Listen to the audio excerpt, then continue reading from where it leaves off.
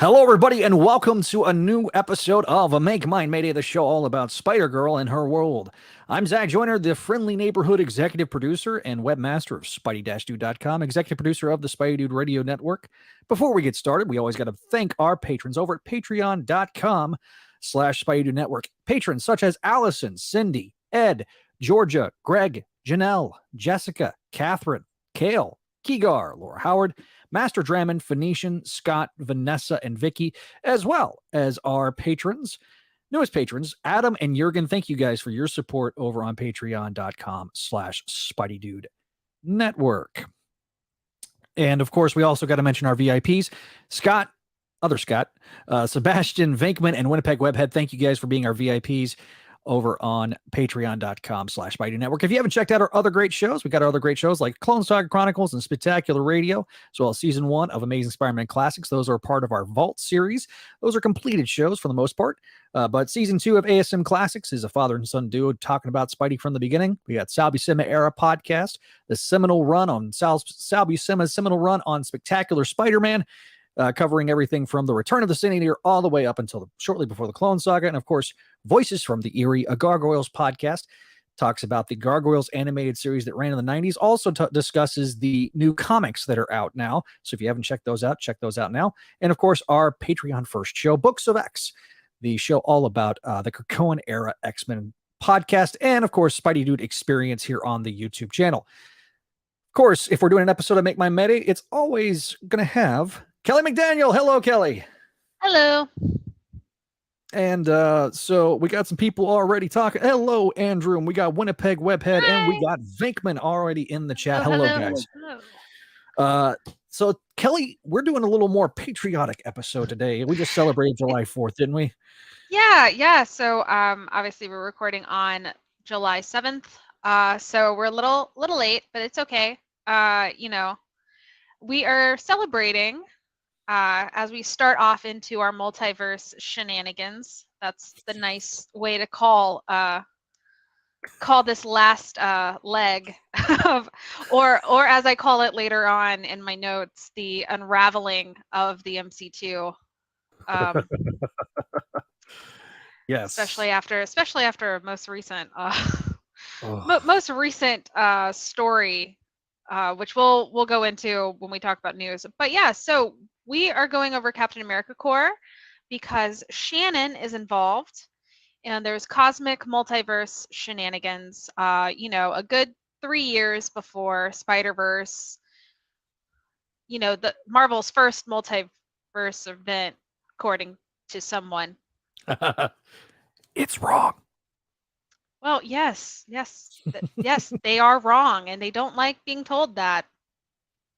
Oh, Winnipeg Webhead is going to actually be starring as Captain America for a superhero training performance tomorrow. So this is that reference. That's great, though. Yeah, and also have a lot of fun. That'll be fun. Although it's a little, is it a little like unpatriotic for you to be Captain America in Canada?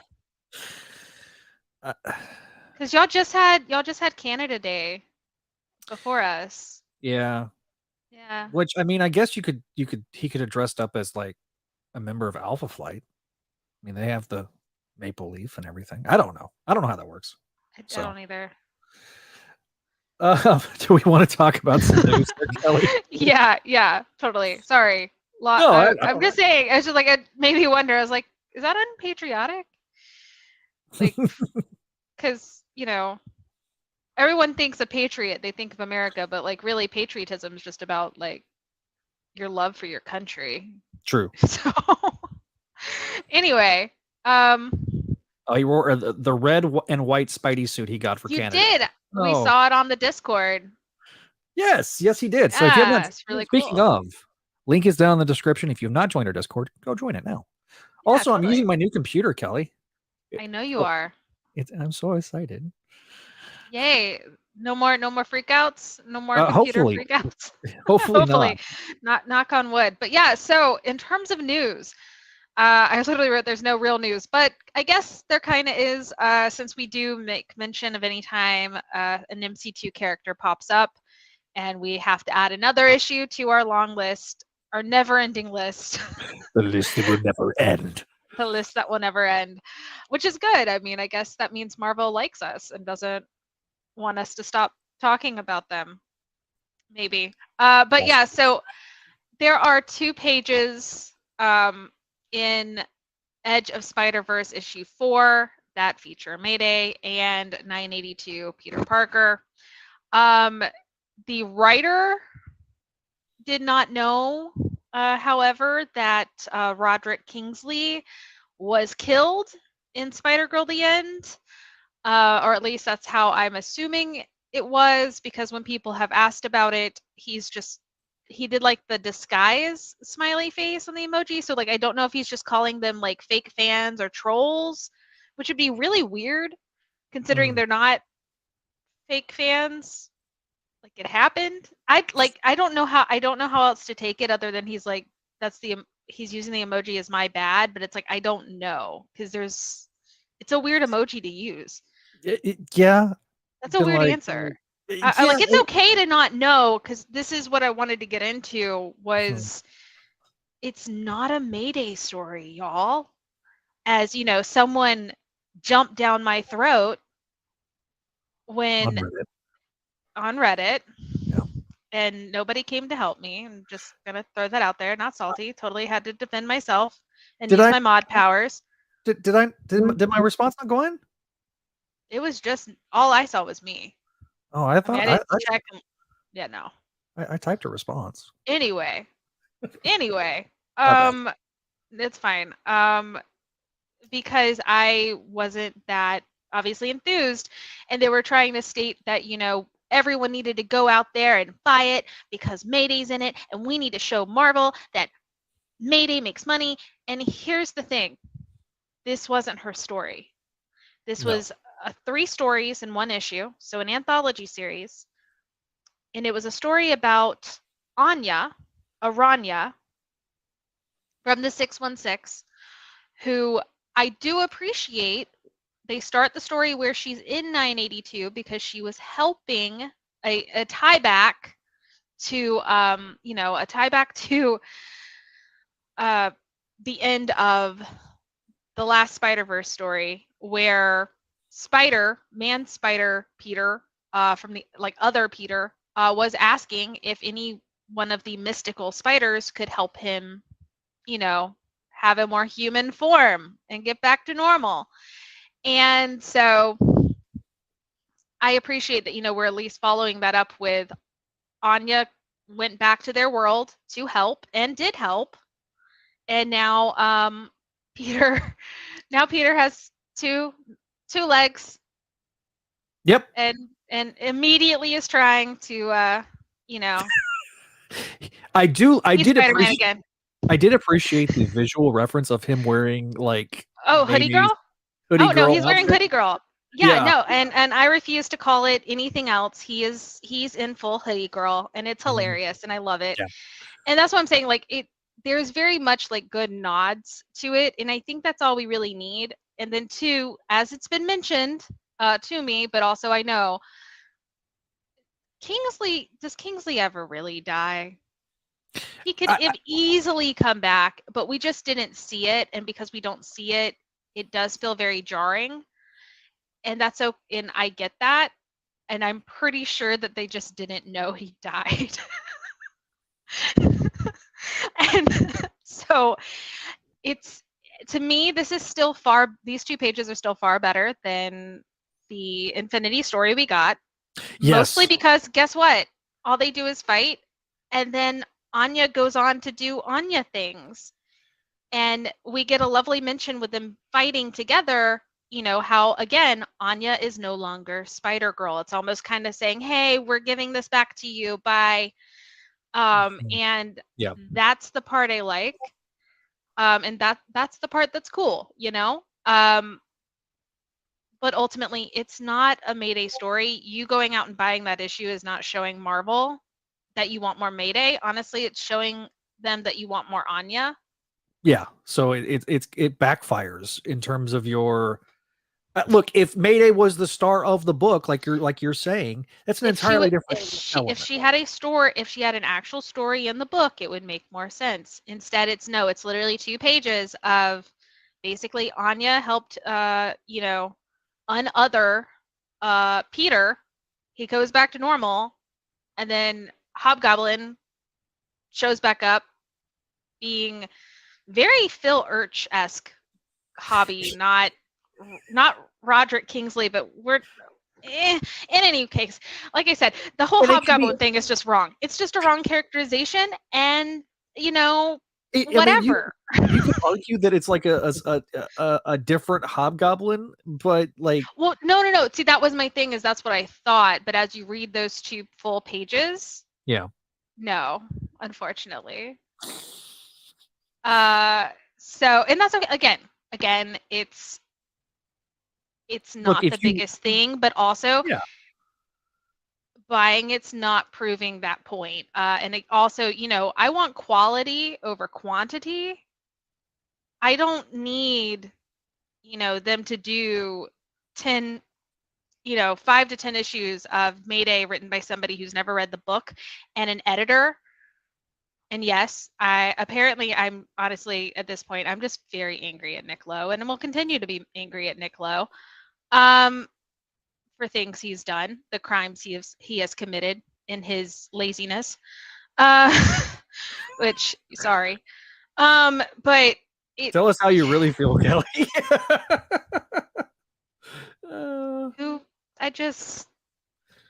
No, you're not wrong, man. I'm not.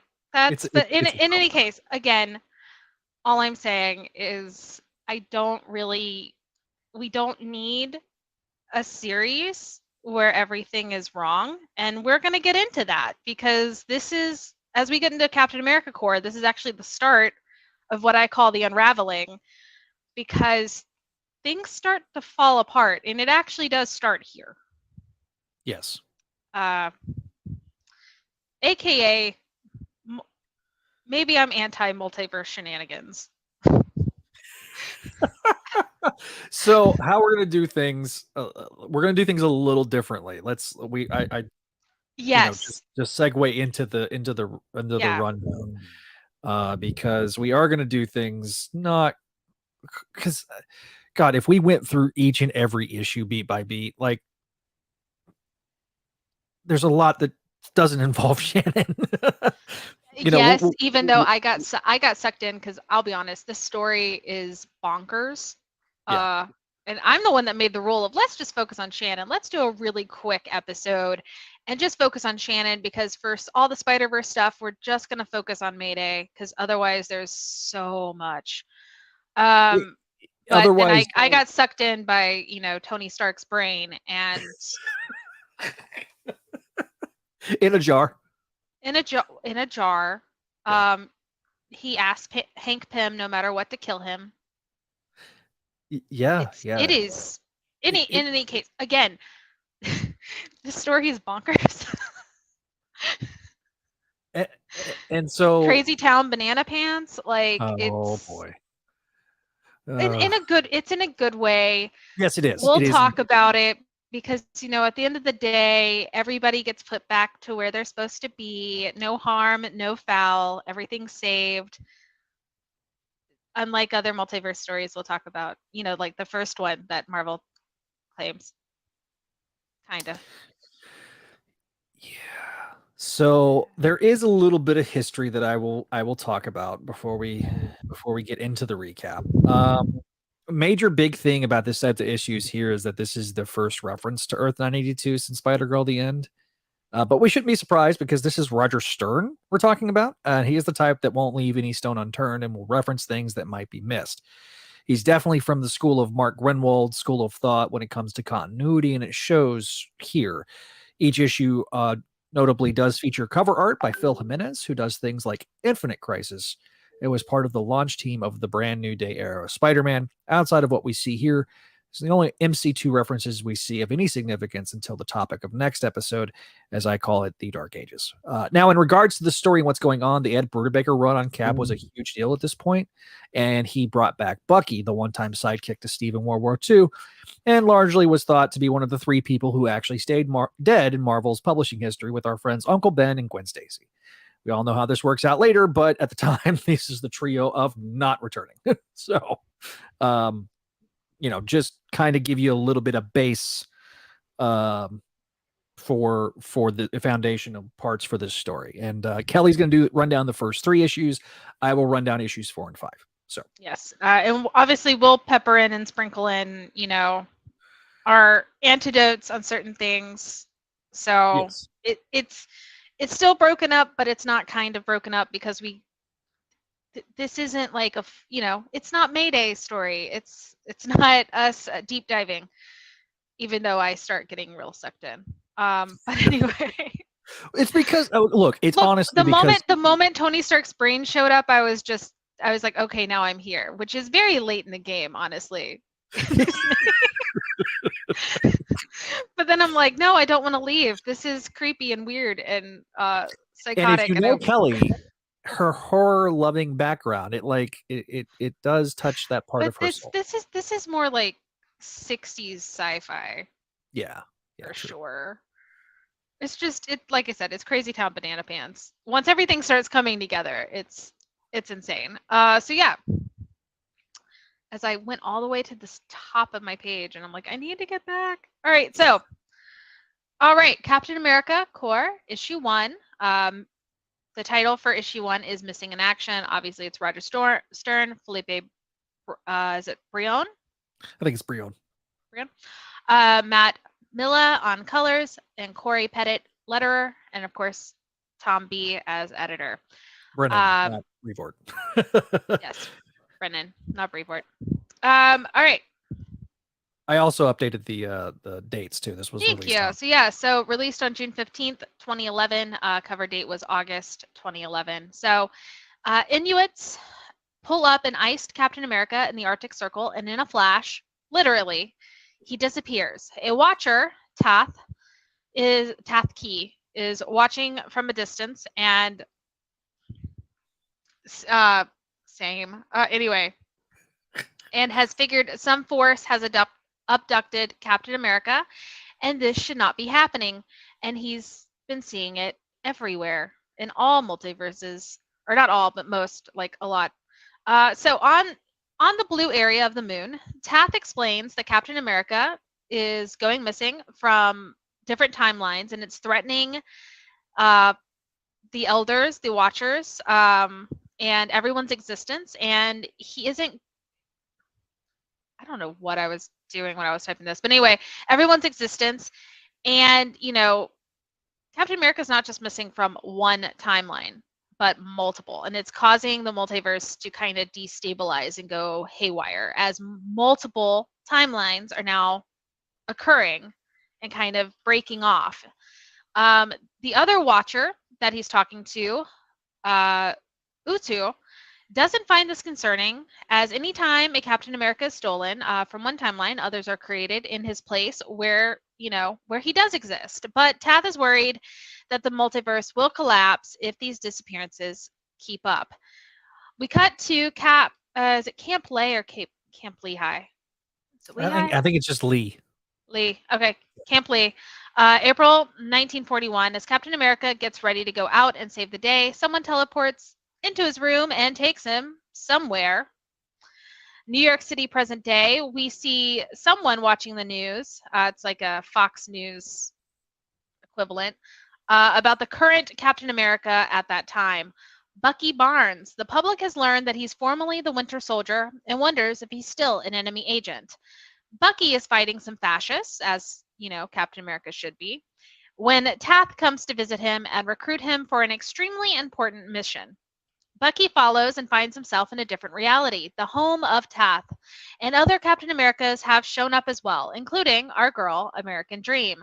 The team Tath has assembled is Steve from 1941, Bucky from present day, aka 2011, Shannon from 982, billed as the next generation's Captain America.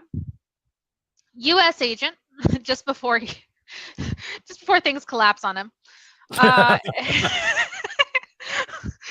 And Kiyoshi Morales, Commander A from Earth 11831, a character created for this series from the 25th century. As Tath explains why he gathered them, the Americas, or Caps, as I will go back and forth of calling them, obviously have some questions, and U.S. agent is kind of sexist and racist, what's new, while he questions things. And the others are confused because their timelines still have the legacy of Steve Rogers intact. Tath decides to show them the altered 616, the altered present, to show them what's at stake if they can't figure out what's going on and who is taking Steve from different timelines. The present day looks like something MAGA people, so shots fired, but not really, because this was actually telling us the future. Like a lot, actually. But the present day looks like something MAGA people would absolutely love, as there is a Take Back America party, because I guess they stormed the Capitol. And as this was also during like the controversy with the Tea Party, for those that don't know. Well, so Tea Party is MAGA. Yeah, people don't realize that. Yeah. Same people. Anyway. Yeah. And as 1941 Cap freaks out over all the technology changes, which fair, these police officers who have their faces completely masked, because that's cool, starts to try to arrest them and subdue our team because, they're wearing unauthorized masked attire. Obviously, a fight breaks out. For Captain 41, as I call him, calls the America Corps. I think it was supposed to be Bucky was calling them stormtroopers, but it looks like it was like Captain America 41. So I'm not sure where that is. But the America cops get called stormtroopers a lot in this chase. And there's even a flying cop shooting at them. Shannon pulls some cool moves with her star discs, and they run to go undercover. As they run into an alley, a giant shield cuts in front of them, and they find themselves facing the Ameridroid. Dun, dun, dun. All right, so, no. I will not do it. You have to use it sparingly. Yes, ma'am.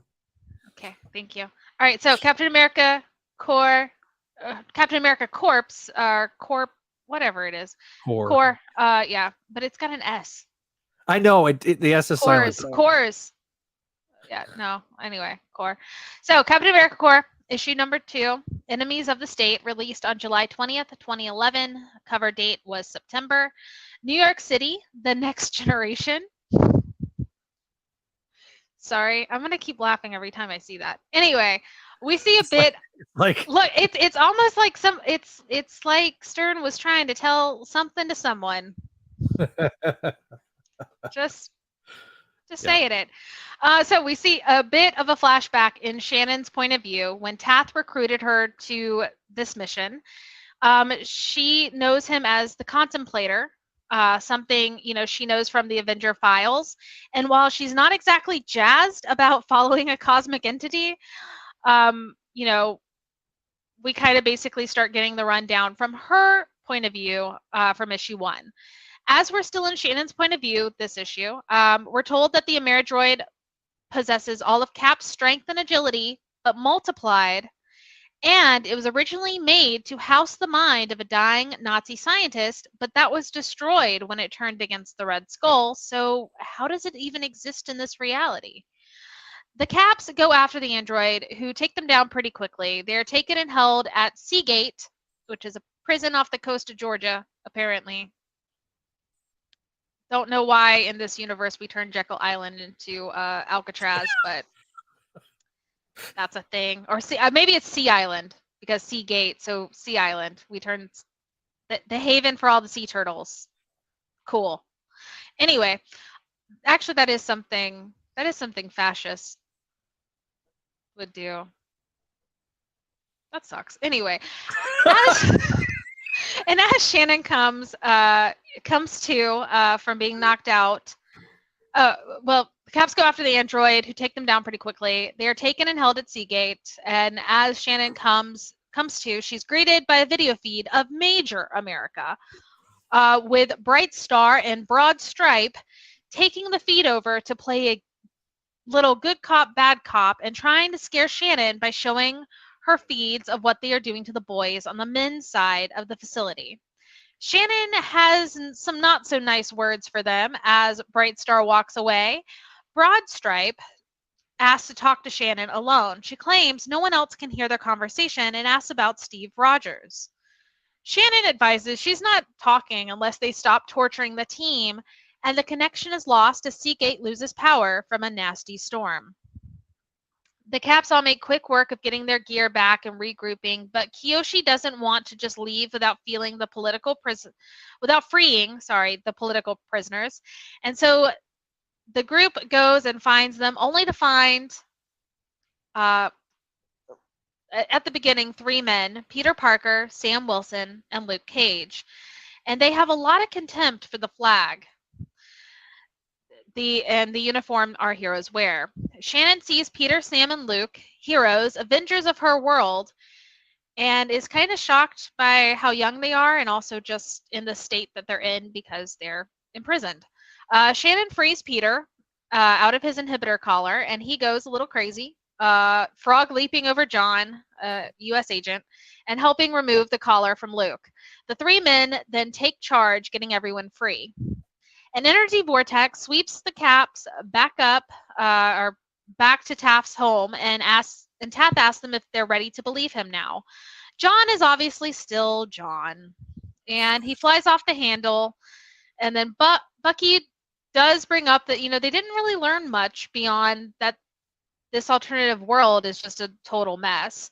But Kiyoshi's suit had downloaded the world's history, something he calls something web, which Neuroweb, which I'm just, Morales Webb. He also tells Luke that he's like his great nephew, which I still don't know if that's a joke or if that was real, because I don't know. I don't know. Anyway, is it Danny's grandson? Danny. Yeah, Jessica and Luke's daughter. But no, it'd be like, this is like 4 generations, like 4 or 5 generations, past, maybe. But I just have a question about the Morales part. Well, I mean, maybe it's somewhere down the line. Yeah. Anyway, like I said, I got hung up on that because I totally forgot that his last name was Morales, and I believe that this was.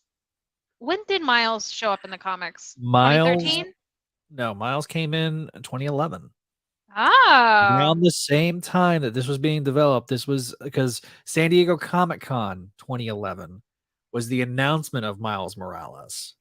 Like that they were. And then this came out before that. Yeah, this was, but that was in development as this was being written as well. So that's yeah.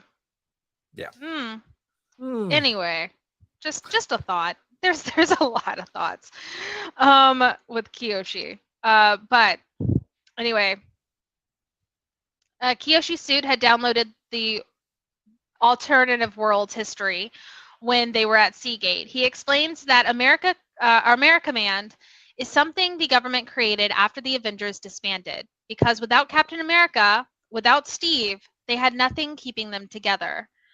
Back at Seagate Prison in the alternative reality, like I said, then I wrote apparently off the coast of Georgia and did Fascist 616. I have to put Rikers on Jekyll Island, but it's probably Sea Island because they had to kill the sea turtles.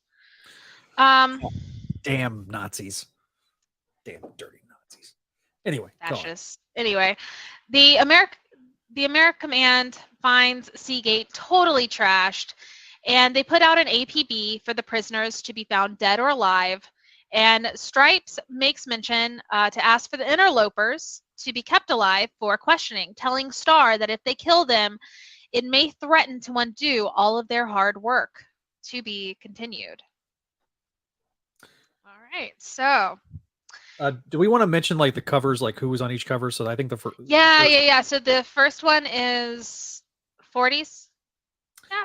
No, first one I think is Bucky. Bucky, and the second one's 40. Bucky. Okay. Yeah. This. No. Second one is Shannon. Is the second one Shannon? No, Shannon's number 4. Shannon's 4. Oh yeah. Okay. That's right. Yeah. So it's Bucky. The issues are weird. The covers don't match. They don't. The lead of the issue. Because here's the thing: every issue is told from the perspective of an individual Cap, and we kind of get their history throughout each issue. Yeah. And you would have thought they would have matched the cover. Yeah, they would have matched the covers, but they don't. Because this issue has U.S. Agent as the cover. Okay, that's right. That's right. And then, but his actually matches because we get his backstory as the opening page. Oh, is she 3? Yeah. Yeah. So like, yeah. I don't know. This is like I said, this is the start where I start questioning things. I start questioning decisions, and things just go downhill from here. It does.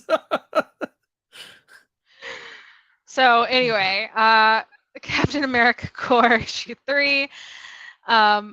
The title name is History Lesson. It was released on August 17th, 2011. The cover date is October. We go through.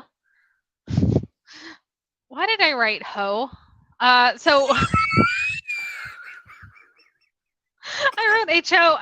Ho U.S. Agent. Body John. John is O. John is O. I'm sorry, that shouldn't have broke me the way it did. Look, right. This series shouldn't endear us to U.S. Agent, but it does. He's an ass, but he's our ass. It's kind of one of those things. He's America's ass. Anyway, all right, we go through how. That's what I was supposed to write. How U.S. Agent came to the group, and we cut to where we left off with Kiyoshi, giving us a rundown of the Americommand. And there's a Meridroid, Bright Star, Major America, Broad Stripe, and America Cop 1. His name is Americop 1. Just so you know, Americops. So in an altered reality, Bright Star and Broad Stripe seemingly know how to stop the alien attack that attacks the Avengers that Steve normally saves them from before anything major could happen.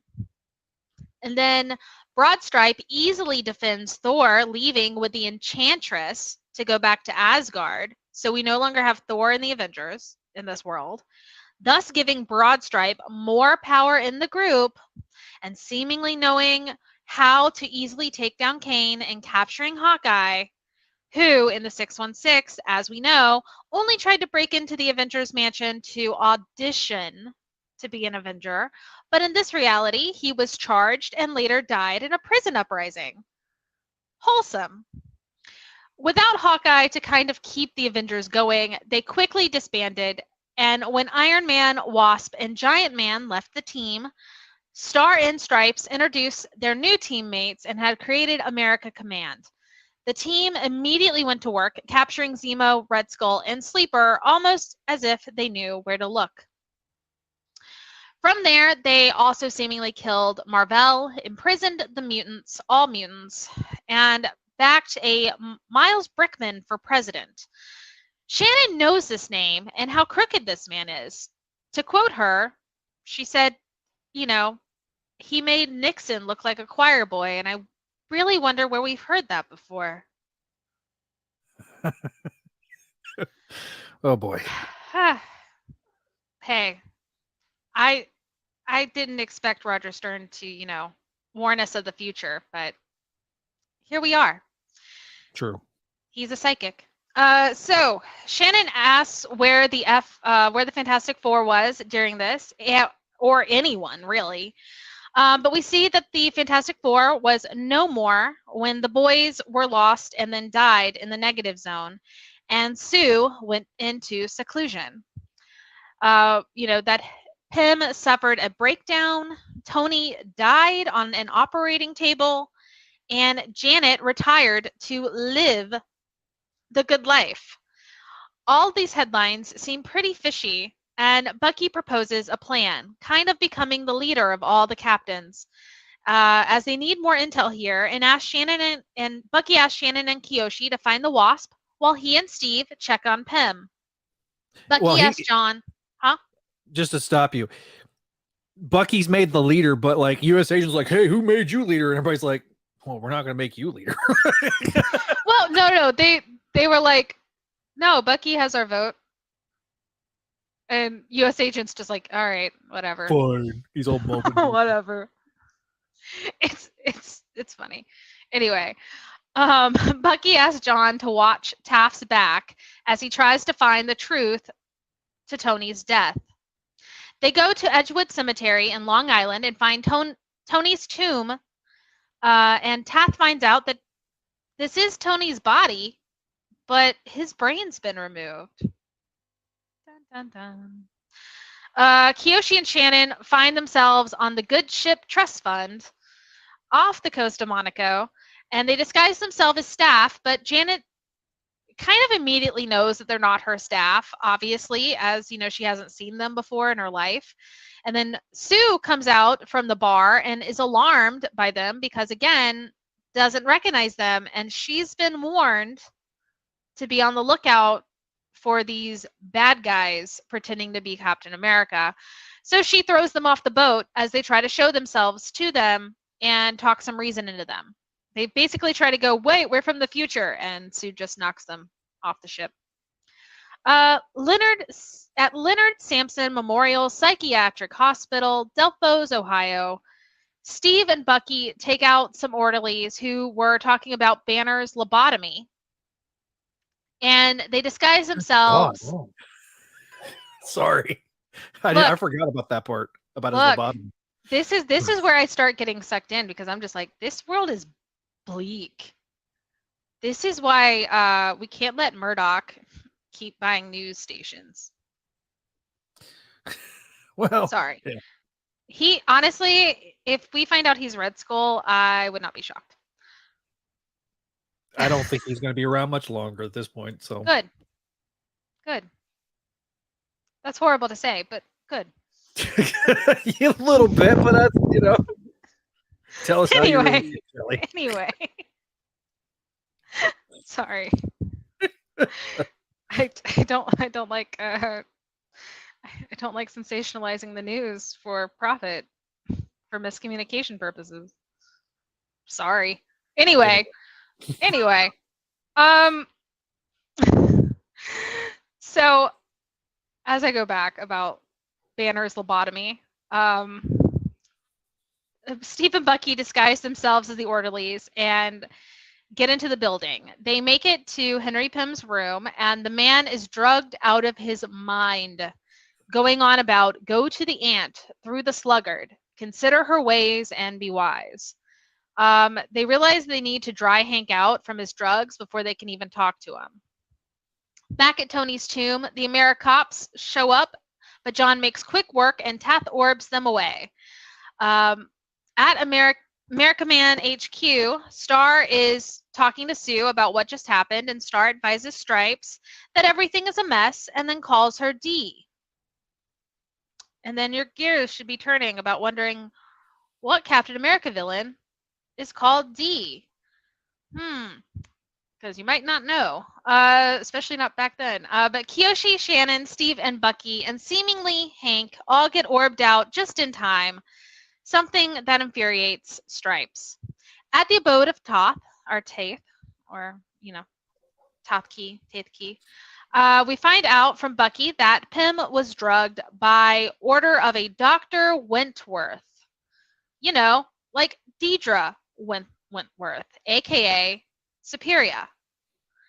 Once one of Steve's old foes,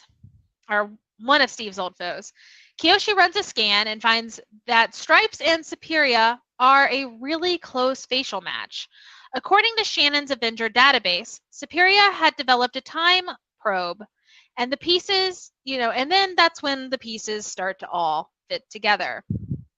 At Valhalla Mountain, in Colorado Springs, current headquarters of America Command, the Ameri team starts to unravel as Major America starts to realize that something is up with the fact that Stripes really wants the Steve Rogers imposter alive. Is he really an imposter?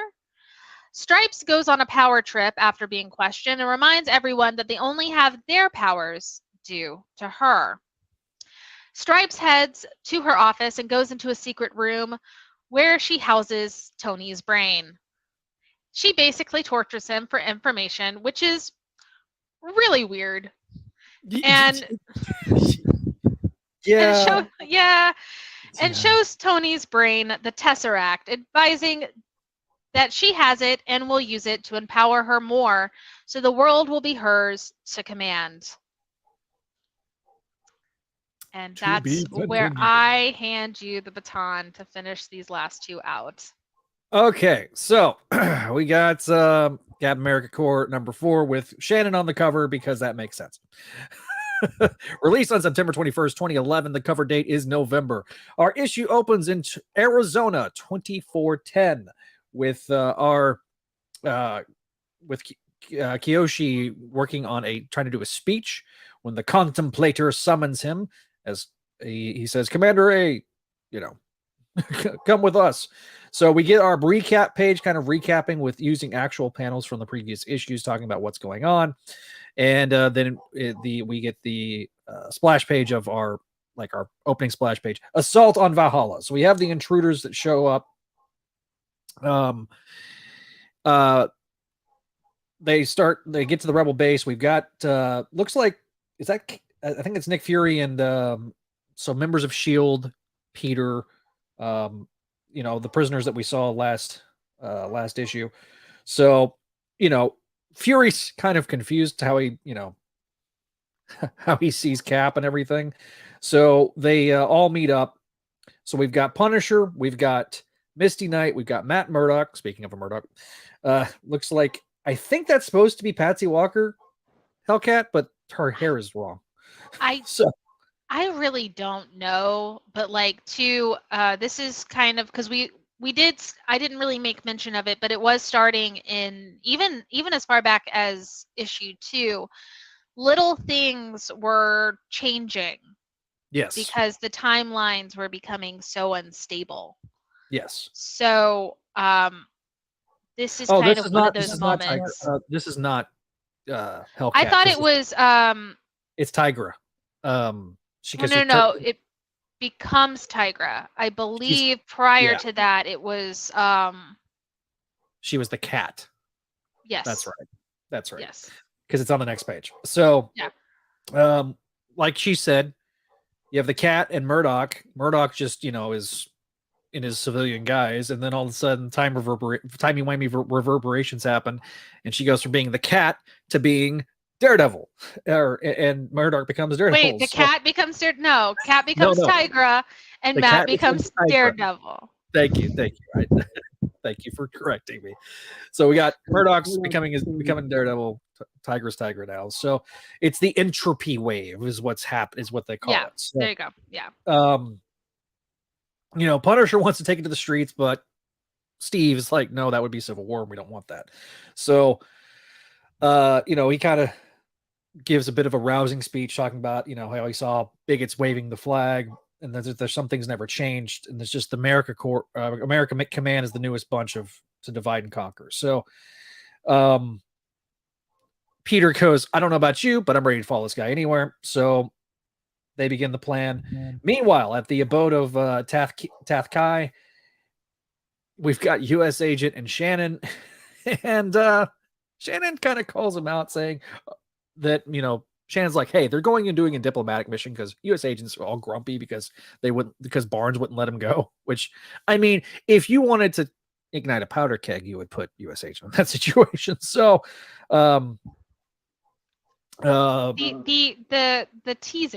the teasing Shannon and John have, I think, is what makes John endearing, and that's what's like. Yes, he's still disgusting. Yeah, he's an ass, but like But he's Shannon calling him out yeah. kind of puts him in his place because she can I think he quickly realized He knows that she can outshine him. Exactly. And like he doesn't want to be shown up, so he's like being kind of nice in a US agent way. You know what I mean? So Well, I don't think in fairness to all of them, none of them handle cosmic situations very well, and this is very weird. yes, this is taking the man out of time concept and like turning it to a 12 from a scale from 1 to 10. So the other caps show back up, and then they begin start laying out the plan to assault the base. Pym is starting to look a lot better because he's dried out quite a bit. Shannon, of course, welcomes having him aboard as a founding Avenger. So we get to Valhalla Mountain, the loading docks, which Valhalla Mountain I think is based on NORAD. That's why it's located in the specific region of Colorado Springs. So we have this transport truck coming in, and of course, our heroes, kindly knock on the door. Of course, we have the Beast, Electro. That's right, Electro. Wonder Man, Misty Knight, Tigra, and Power Man as well. So quickly, they start taking control of the docks and kind of getting everybody loaded up. We might also want to make mention Beast is not yeah, I was going to bring that up. Fully Cookie Monster. He is he is Beast 1.0, circa like Kirby Beast, or even like X Factor Beast. Like, so he's not furry yet. he's not Kelsey Grammer yet. He's not Kelsey Grammer. Yes, that was still one of the best casting that they ever did. I will die on that hill. Like, well, I mean, who else can sound intelligent and you also just know that they've committed numerous war crimes? Only Frasier. I mean, so the teams kind of split up. So we have US Agent going with Misty Knight, Paladin, and Punisher and Nick Fury. Steve and Shannon kind of lead their own team. And then what's the future Cap and Bucky Kiyoshi. Well, Commander A. I couldn't remember his name. This is why I just started naming them their names. I was just like Shannon, Kiyoshi, John, Steve, Bucky. Yeah. So Kiyoshi and Bucky with Pym are on with another group. So now Shannon's group is called the Dream Team. And obviously that's what they're she leads the team. That's what they're called. And then we got Nick Fury's the Howling Commanders, the Howling Seas. It's the Howlers. Yeah, yep. And then the Amigos are Kiyoshi's team. So like they're all so we find out that they eventually get in the room with the Stark brain, with not only Stark's brain but also his eyes, so he can see. No, they're digital eyes. Oh, they're digital eyes? Okay. They're digital eyes. They weren't there first, but then they stay there, and I love how they only stay there because the first scene we see where it gets the digital interface is like his eyes and a mustache. Like a sort of outline of the face. I don't know how much, like, if you have Marvel Unlimited, please at least like read through this just so you can see like the sheer dementedness that is Tony Stark's brain. I might take some screenshots and throw them up on the screen here when we get to the review part. They're so fun. So needless to say, Tony Stark's brain, like his Tony Stark's brain is in a jar, and it makes this whole miniseries really. It brings it together. It does. So we get they call it Secure Room Alpha. We get the Superia story, story about how, her backstory and everything. And then she ended up working with AIM.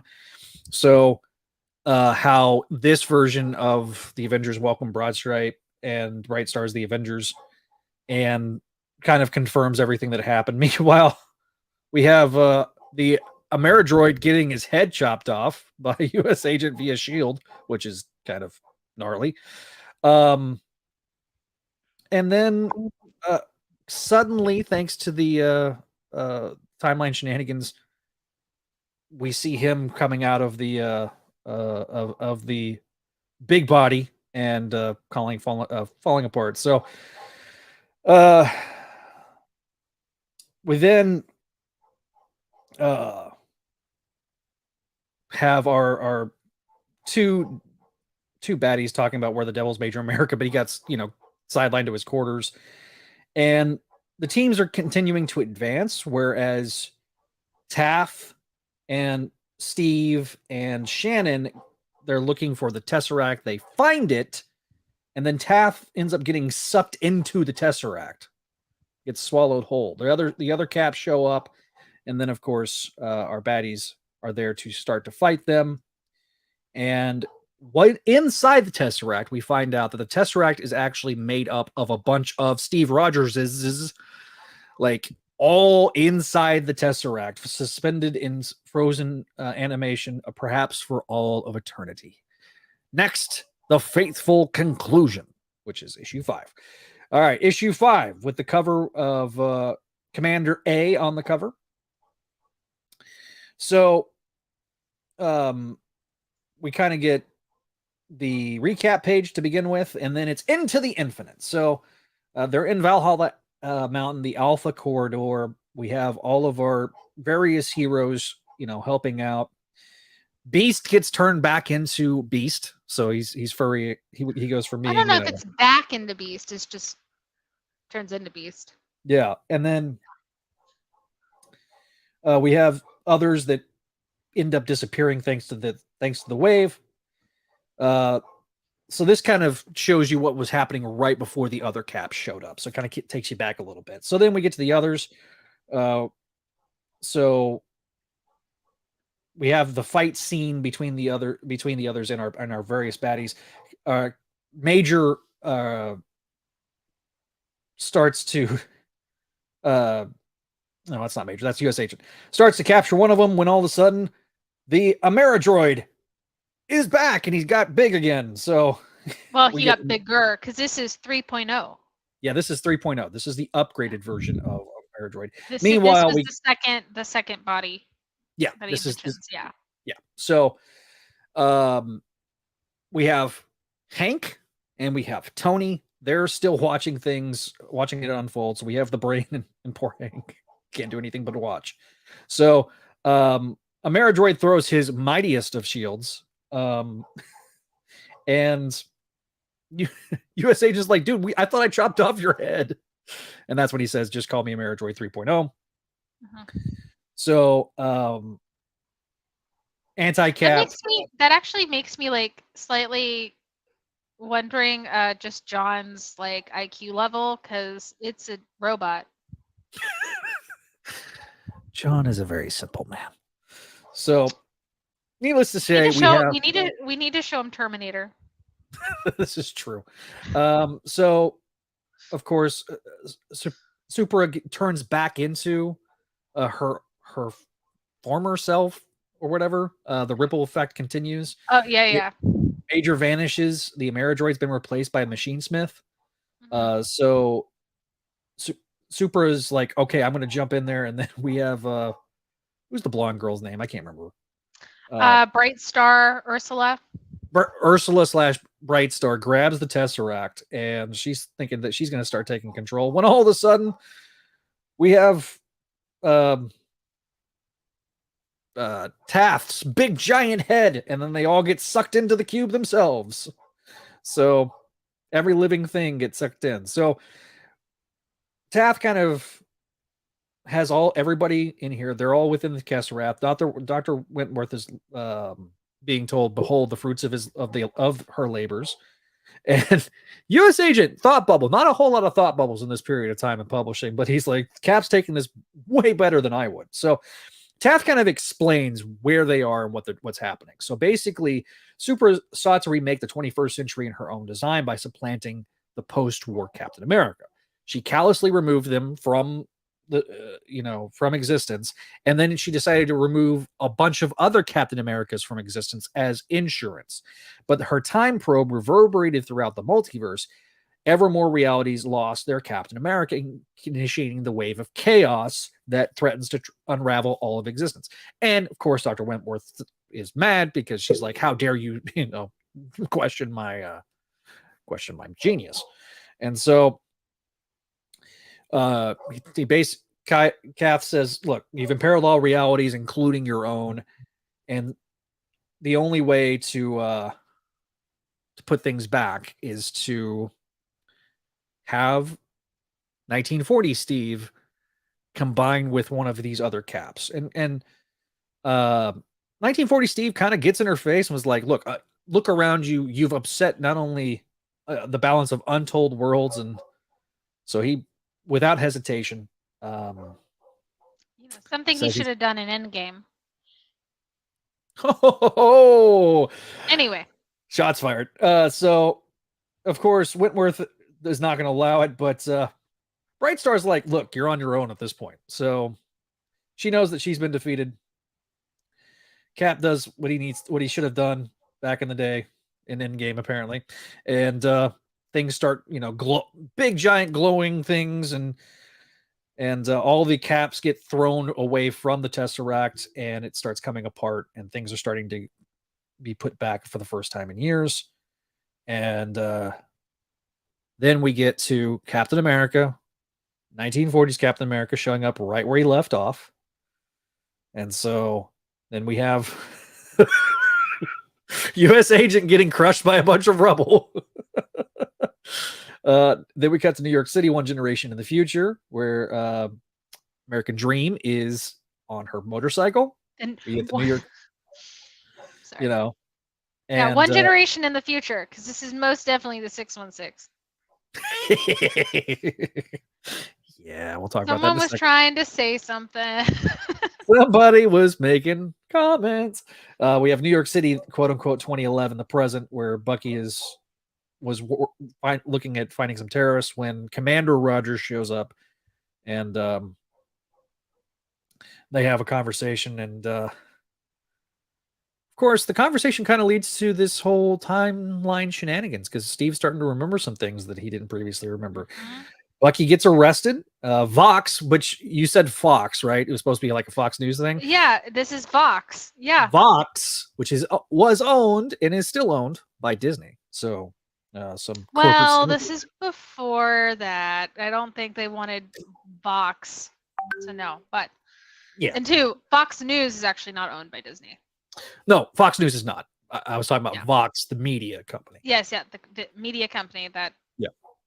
Yeah. So anyway, but to the lady that is the commentator, like the host of the show that's talking about it, is Ursula Armstrong, which is Ursula Brightstar, aka the Megyn Kelly of the 616. Tommy Lernan, Megyn Kelly. Yeah, I feel like it's more Megyn Kelly because like the Ursula has a little bit of more like the feminist aspects. Like she clearly went with Wentworth to do the like super feminine, like true, hierarchy. I agree. So so it's more Megyn Kelly. Yeah, so it's definitely Megyn Kelly. Definitely more Megyn Kelly. Port Yuma, Arizona, September 2410, and basically Commander A is christening a new ship called the USS Steve Rogers. Hip hip hooray! And of course, we have Taff watching on in the crowd, saying, that everything is as it should be. The quote at the end of the issue is, "The legacy of heroes is the memory of a great name and the inheritance of a great example." Benjamin Disraeli. And that is how this story ends. Kelly. Yeah, so obviously I really do like this mini. It is bonkers. It does have a slightly slow start, but once it gets going, it's everywhere. everything, everywhere, all at once. I understood that reference. Yeah. So overall, it's a great little series. Very fun and very Captain America as it should be. For Shannon specifically, I think she's mostly in character. And it's fun to see how Stern, didn't really use their world numbers and again kept calling her the next generation's Cap. Yeah. Like I said, totally forgot about Kiyoshi's last name and the joke with Luke Cage. So we already went into all that. But I enjoyed the fact that I think Did I run into your stuff? I think you did. My bad. I was wondering like where your stuff was, and now it's just going into yours because I was like, what?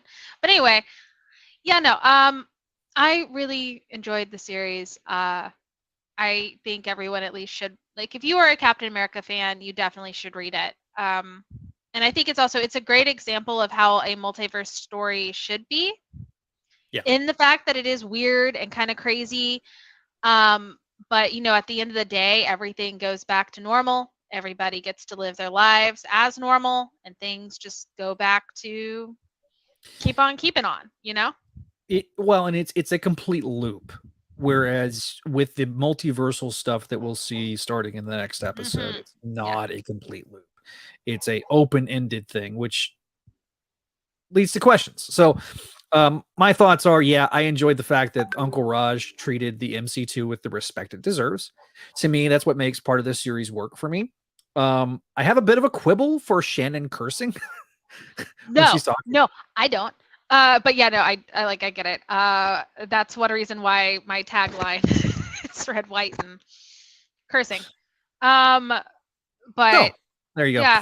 Yeah. So, but yeah, the whole thing, yes, I don't think Shannon would curse, but at the same time, I think in this situation, it's slightly warranted. And I'm not saying it wasn't warranted. I do think she would curse. I mean, she is a grown woman and has dealt with a lot. And I mean, my goodness, like, I'm sure there's times where she's not always Little Miss Perfect, because she really wasn't she's a little feisty when she's feisty. It was something that I forgot about and didn't expect when I reread it. I was like, oh, okay.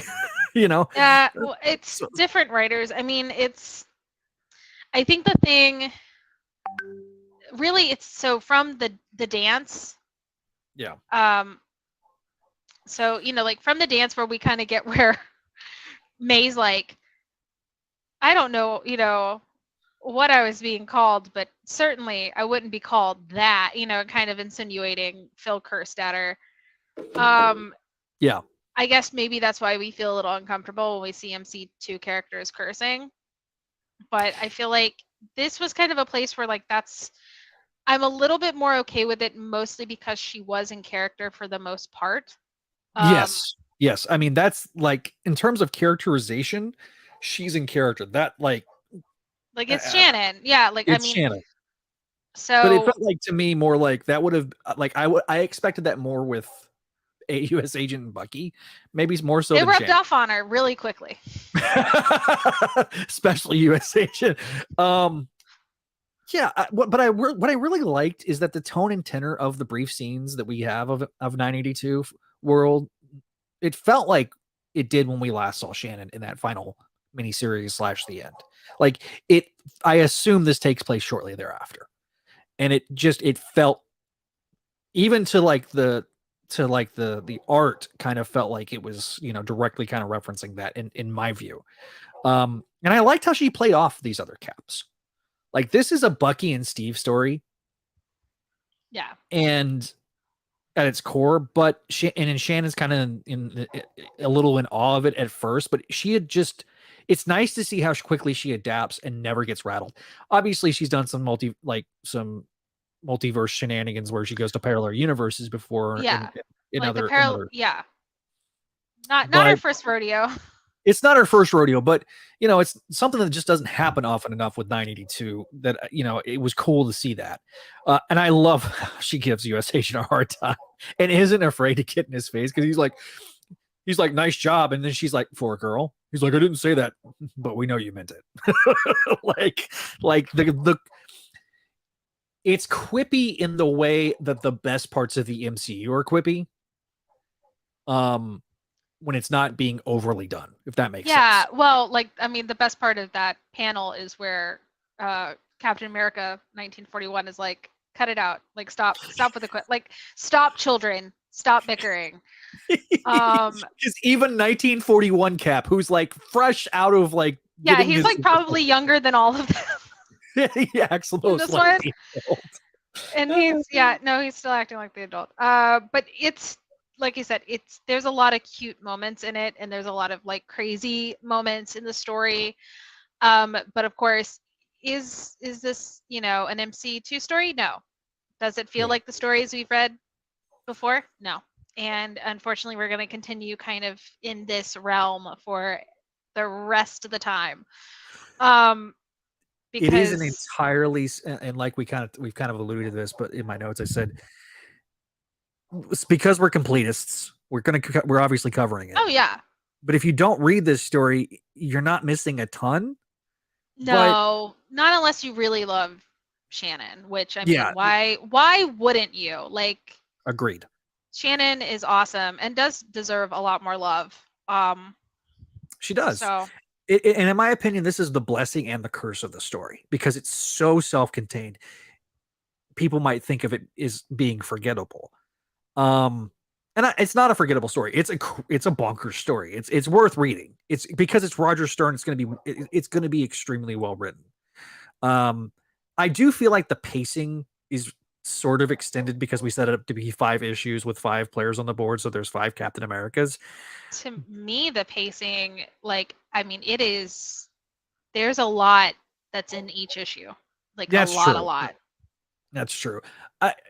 To me, there might have, you could have possibly cut it down, maybe 1 issue, maybe, but not if you wanted to tell the whole story. And see, this is kind of where we're coming in with newer comics, where it almost feels, and even like movies and television now, where it just kind of feels like everyone goes, nah, I don't need to, like, I'm not going to spoon feed the audience. And yes, you shouldn't treat your audience like they're dumb and they don't know anything, but you also, if you're trying to tell a story and complete a mini series like this, you also can't assume that someone is going to know everything when they're reading, or even remember everything when they're reading.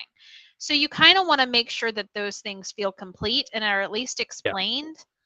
And I think that's what's done really well here, is because you're not talked down to. They assume you know who these characters are, but just in case you don't, you also still get a little bit of backstory. Because you can hand this trade to somebody and you'll know exactly who all the players are. Yeah. I mean, this is for those that are watching us on YouTube, or not watching us on YouTube and listening to I don't know, you still might not know who Kiyoshi is. That's true. But in this so for those that are listening to the audio editions, I've pulled up the cover for the trade paperback, and it's got basically they photoshopped all of the caps from the 5 covers together in one cover here. And you're going to be like, okay, who's that one on the bottom left? But it is bizarre. We did talk about it, and I'll mention it here again. The covers don't make sense. Like, they're not in order, and they're kind of really too, like, I know that it was the style at the time, and like we still get some of them sometimes, but like they're very much just, it's almost like vectors. They are on white backgrounds, and it's. I was going to ask you. Yeah. What do you think of Shannon's cover? Like, I mean, I think she looks fine. The physique. I think her legs are too skinny for the rest of her body, but that could just be her body proportions. I mean, not everybody is always, proportionate, and she's definitely, she looks strong. She looks like she's gonna kick your butt.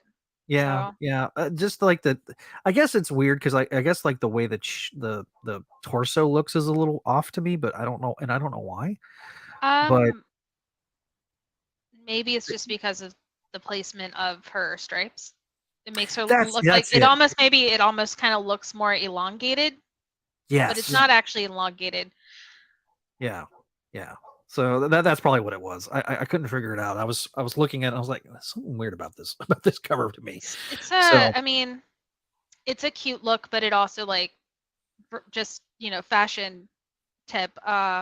Vertical stripes will generally make that area look longer. Yeah, yeah. And usually I felt like with Ron's design, it was not quite as long of a torso. Like it didn't look as long with when Ron was drawing it. So I still think it's a it's a good drawing of her. it is. It is. Phil Jimenez is a great artist. Very much in that mold of George Perez in terms of his style. Like he tries very hard to be like this generation's George Perez. Very detailed. The artwork in terms of inside the books, it's good. It's not necessarily my favorite because it's sometimes they're trying to be super hyper. Feels like they're trying to be more realistic, and same time it's not. It kind of oscillates back and forth. And you know what I mean? Like on the street, on some of the close-ups, like there's a lot of like. Sorry, I didn't mean to hit my mic. Oh yeah, no. I mean, I don't know. It's good artwork. Overall, I like the art. I mean, I'm not really, I kind of said on the show I didn't really want to like super always nitpick art because nothing's gonna compare to what we got in the 3 title series because that's creme de la creme, amazing, like top tier, iconic art by Pat Olaf and Ron Frenz. So, I don't want to compare other people to. Well, Ron is S tier. We all know that he's, Cap 1, Cap 2, Cap 3, Cap 4, Cap 5. Let's see. What else? You're going way far back in the comments. There was like a comment that I was gonna that kind of I referenced when it came to like the continuity, and it was Winnipeg Webhead saying Marvel should really consult with these online fan groups when writing their stories. Half the time they know more about the characters than the writers themselves. Well, back in the day, there used to be a continuity cop. That was their job, was to kind of, put all the pieces together and make sure everything fit. But since Quesada took over and Jameis, I want to blame Jameis first before, and Quesada kind of took it up. I feel like you don't necessarily need a continuity cop as much as you just need an editor that actually like cares more about actually like when they proofread, it shouldn't just be for spell check. Well, and because maybe certain characters' names shouldn't change in 3 separate issues. What do you mean? Some constructs that were made via a totemistic character that nobody cared about? I get the child did not exist, but she had a name, but I don't even know what official name that should be. And I don't think that Wells in the company knew. Like, sorry. Anyway, tell me you're making a character that's memorable without telling me you're making a character that's memorable, or doing the exact opposite. In any case, maybe if the team cared, these things wouldn't necessarily happen. Or then if continuity mistakes did happen with a team that cared, it's a little bit more forgivable. Yeah. Because it was an innocent thing, like I mentioned earlier with Hobgoblin. I'm not expecting the writer of an Anya story to read Spider-Girl the end. Right. Honestly, the guy probably doesn't even know April exists. Well, it felt like that they at least read the latter half of Spider-Girl, the first volume, and at least the first volume of volume of ASG. So like there was a rudimentary knowledge of the exactly. That's what I'm saying. Like there was at least some knowledge. There was at least some idea. It just you know, like I said, and that's kind of where it's like, I'm not expecting someone, especially if they don't know the character and they don't, it's not like they're not leading with that character. I don't expect them to know everything, but I do expect an editor to possibly bring that up, or Yeah. someone somewhere, bringing up some editor note. Yeah. Would clarify a lot. And It shouldn't we it don't shouldn't see be the those anymore, you know? well, I mean, and if you do, it's the writers that are doing it. And the writers shouldn't be the ones like we saw that with Spencer Run, because Spencer actually went back and read every Spider-Man comic he could possibly Yeah. read. It's called So research. he did the research. Like, that Stern does the research.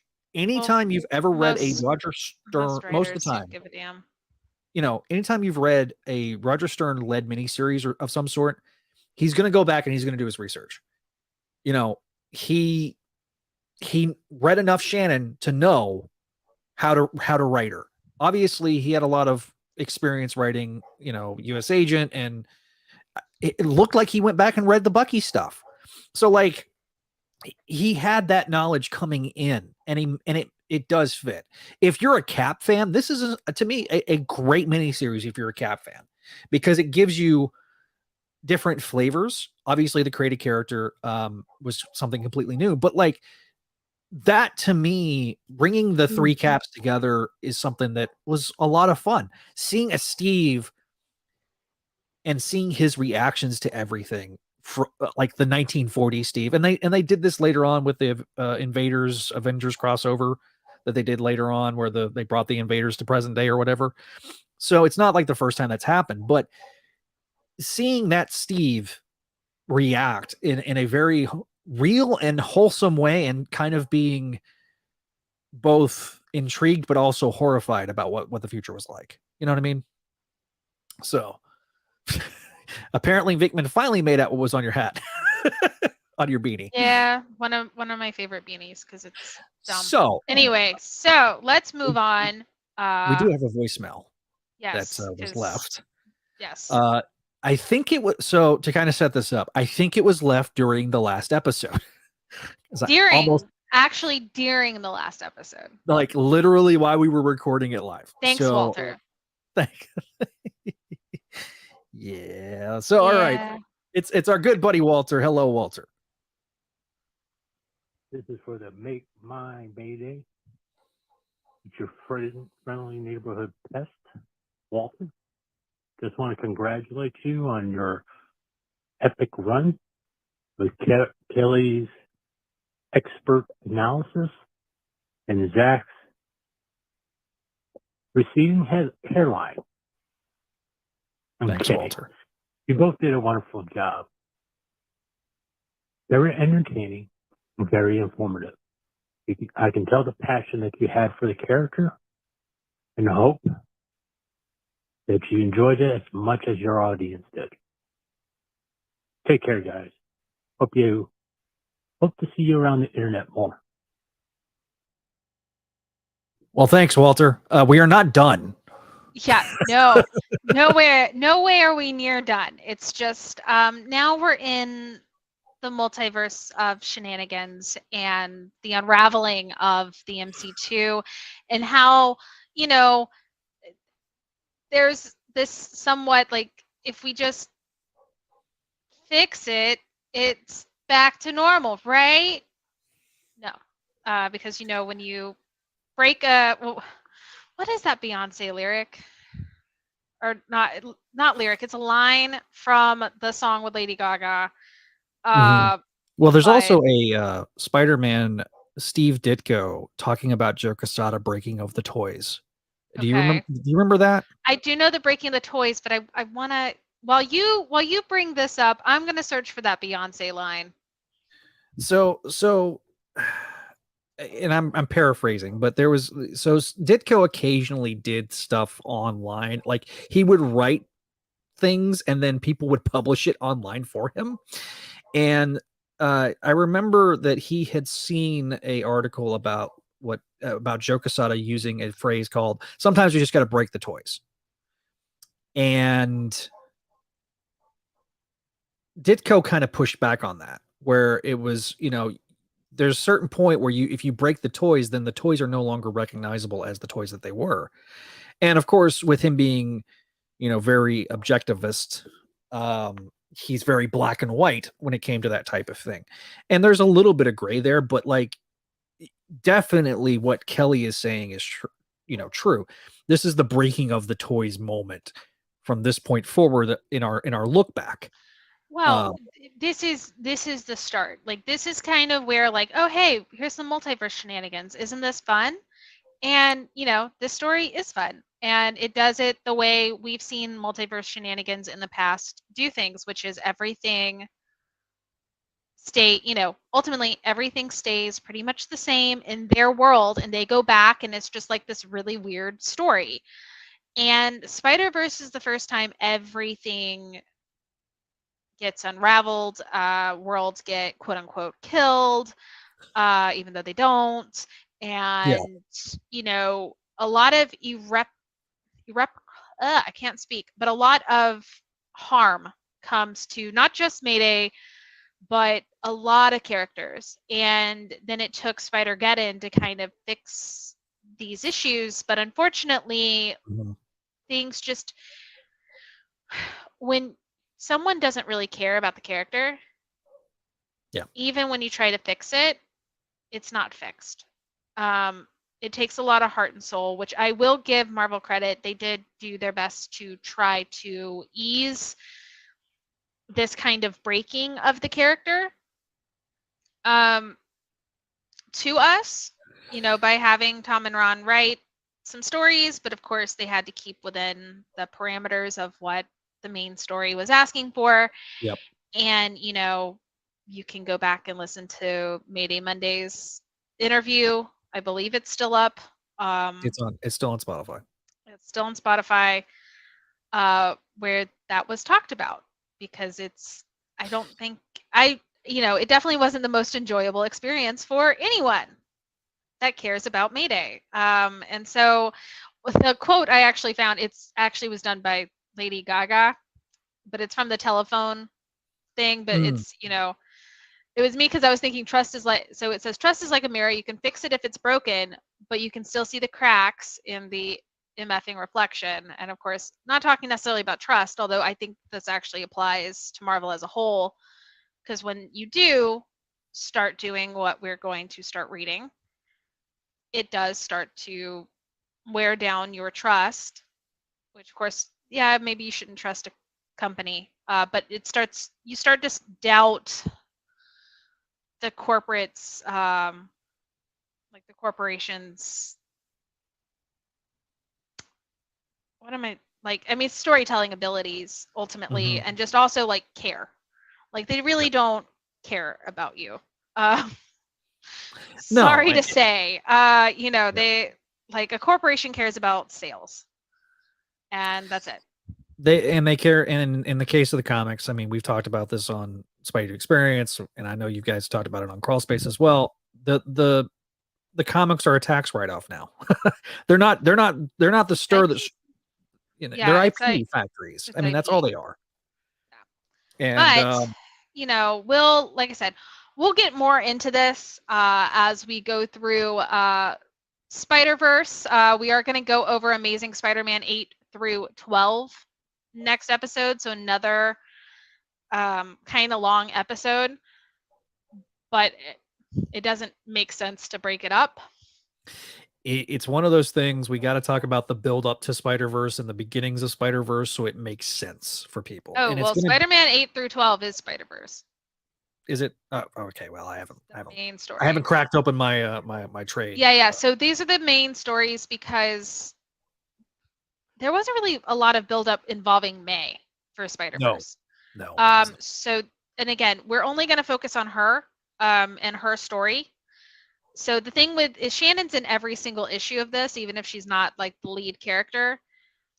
May is not necessarily in every single issue of Spider-Verse. So we're just going to focus on the issues that she is involved and her story in the involvement, because Spider-Verse covers a lot. And there's a lot of different little mini stories going on. We'll definitely talk more about that especially in Spider-Geddon, because like that's a very clear arc with just her, because we miss a whole bunch of that Spider-Verse event. Listen, if you're only focusing on May, because May just shows up at the end with, you know, Super Sentai armor. So in the same realm that I covered Spider-Verse in terms of like focusing on Scarlet Spider characters, right? Because they had the Scarlet Spiders miniseries during Spider-Verse. We'll do the same thing with Spider-Geddon, where it's the Spider-Girls miniseries. Yeah, exactly. But yeah, we're definitely going to go through Spider-Verse next episode. It's going to be a larger episode. We'll probably definitely get into the nitty-gritty, because I think that that's really where it needs to be. Yes. So, you know, the episode everybody has been waiting for us to do and wants to hear us talk about it. We're not very excited about it ourselves. No. But, you know, we will be. So we'll work that out, because we may or may not need an extra week from our normal every other week twice a month schedule. We'll talk about it, because I definitely want to make sure we have enough time set. Yeah, and there's a lot going on too. You know, somebody's asking when moving day is. Well, I have to be out by the 31st. So you know, I'll be packing a lot. I'm gonna try to not take everything down beforehand, but most of the office is gonna be downstairs. You know, so there's going to be a lot going on with me, and I start a new job soon, so like there's that. So social media is going to be key. And I'll update, obviously, if you're subscribed to the channel here on YouTube, whenever we're ready and everything like that, and we have a date set, then we'll set it up on StreamYard, YouTube, Facebook, our Twitter streams and stuff like that. So it'll all be there, and we'll hype it up. In terms of audio editions of this, should be out next week. So Patreon will get it first, and then general public will get it after that. Just so y'all know, that's a whole Zach rule. I would just post it. I'm cool with just make mine Mayday free for all. Okay, well, I try to give Patreon subscribers something. I know they deserve things. Yes, so like I just they deserve special stuff, because they help us a lot, and we appreciate our Patreon members. I'm just saying, that was like a thing on this show that I was vetoed on, making it free for all the time. Yeah, so as soon as I have it, and now I've got everything fixed on the WordPress side to where it will actually post when I say it's going to post. Okay. So hopefully. No, but yeah, we'll work all this out. Yeah. The last few episodes that I've scheduled have actually gone out on the time I said. Good. So good. You know. But yeah, so we will let you all know what date is going to be the major Spider-Verse episode that I know everybody is going to want to tune into. Mm-hmm. So we'll definitely need to be on our A game. And yes, I will. We will definitely be on our A game. We'll probably start working on it. We probably need to just focus on a Saturday. I think a Saturday would work. Saturday would be great. Yeah. Yeah. Let's do it on a Saturday. Like maybe, as I'm like, we're literally doing the schedule live, guys. It's fine. What, the 22nd? Yeah, I can do that. Okay. I mean, obviously, like if you need to take everything down, like it's totally cool. But yeah, like I say, the most everything else, and I need to get everything else out of this room before I focus on. Oh yeah, that's fair. So no, I'm just saying in general, like it's okay if our backgrounds are not perfect, but let's try to do early-ish, not like super early, but earlier, so that way we can have a long, detailed, deep dive into Spider-Verse. Yeah, and you'll be. I want you someplace comfy, because this is this gonna be, it's gonna be a big one. I know. This is it's and we want to be able to give it time, and we want to promote it. I mean, we appreciate everybody that's watching right now. We've increased our view count. More people are watching right now. Thank you.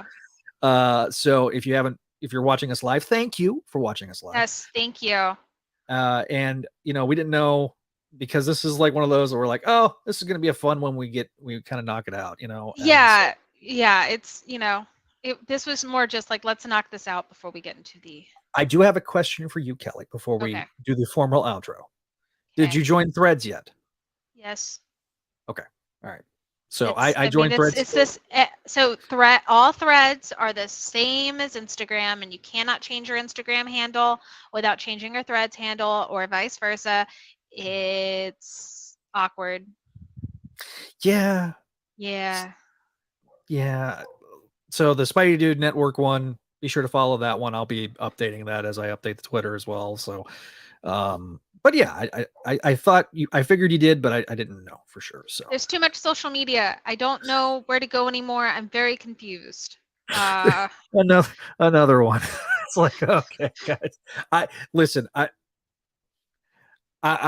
about is it lame? Am I showing my age if I just say, like, whenever I see a new like social media thing pop up, all I hear is DJ Khaled and another one and another one.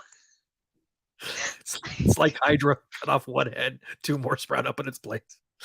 Yes, actually, it's. But the look on Kelly's face is going to take a lot of her to talk about. Listen, it is. It is. I mean, obviously, I'm gonna, like I said, we're gonna bring our A game.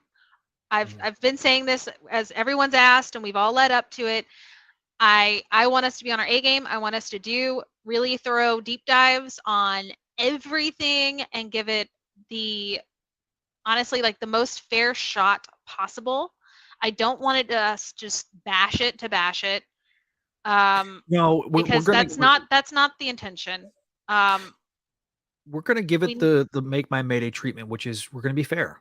If we don't like something, we'll call it out. But like for the most part, we haven't disliked things. But well, I mean, I still have an issue about that panel with her in the shower. yeah, that one that's a hill you will die on that one, and it's justified.